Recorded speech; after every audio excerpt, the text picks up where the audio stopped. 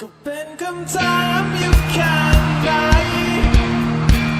หากเป็นเพราะฉันนั้นทำไม่ถูกอาจเป็นเพราะฉันนั้นให้ค่ามาแต่เมื่อรักฉันเกินแค่พอแล้วใจที่มีใครและใครฉันพบแต่ความผิดหวังพบแต่ความชอบช้ำเมื่อรักฉันเกินรู้ไหมมันเป็นไรเมื่อรู้ว่ารักไม่กลับมาแค่อยากจะหนีมันไปไกลหนีมันไปไกล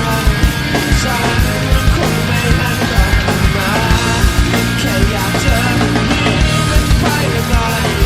หนีมันไปไกลก่อนที่เธอจะย้อนกลับมาทำลายฉัน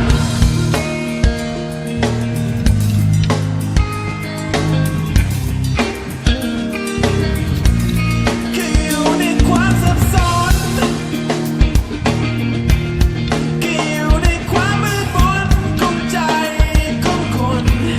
ฉันให้ค่ากับเขาแต่เขานั้นไม่เอามารักฉันเกินแค่พอแล้วใจที่มีใครและใครฉันพบแต่ความผิดหวังพบแต่ความชอบช้ำเมื่อรักฉันเกินรู้ไหมมันเป็นอะไรเมื่อรู้ว่ารักไม่กลับมาแค่อยากจะหนีมันไปไกลหนีมันไปไกลฉันคงไม่หันกลับมาแค่อยากจะหนีมันไปไกลหนีมันไปไกลอย่างนี้ก็แล้วเข้ามาแค่อยากจะหนีมันไปไกลหนีมันไปไกลไม่อยากรู้ว่าฉันได้แค่แค่อยากจะหนีมันไปไกลหนีมันไปไกลก่อนที่เธอจะย้อนกลับมาทำลายฉัน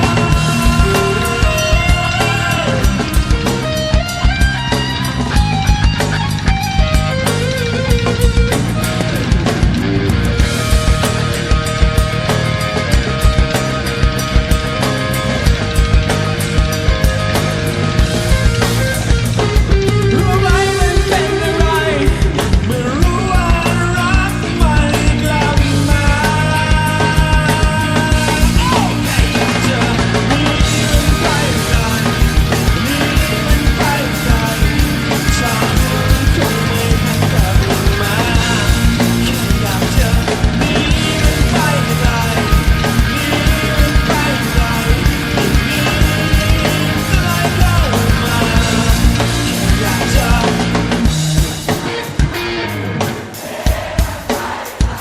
ไม่อยากรู้ว่าฉันไร้ค่าแค่อยากจะ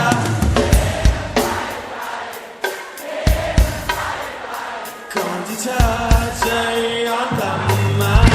ทำลายฉั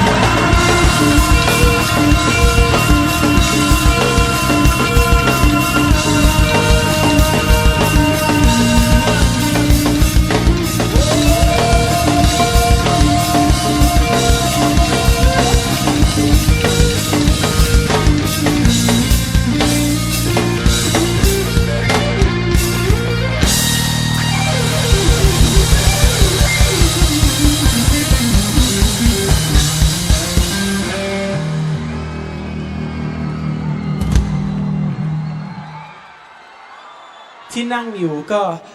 เขามีเบาะไว้อย่างนั้นนะครับถ้าใครอยากจะลุกขึ้นมาสนุกก็ได้นะเขามีไว้เท่ๆเท่านั้นเองเราควรจะกระโดด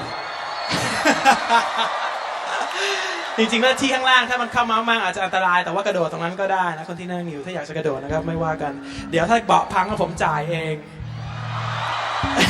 ะ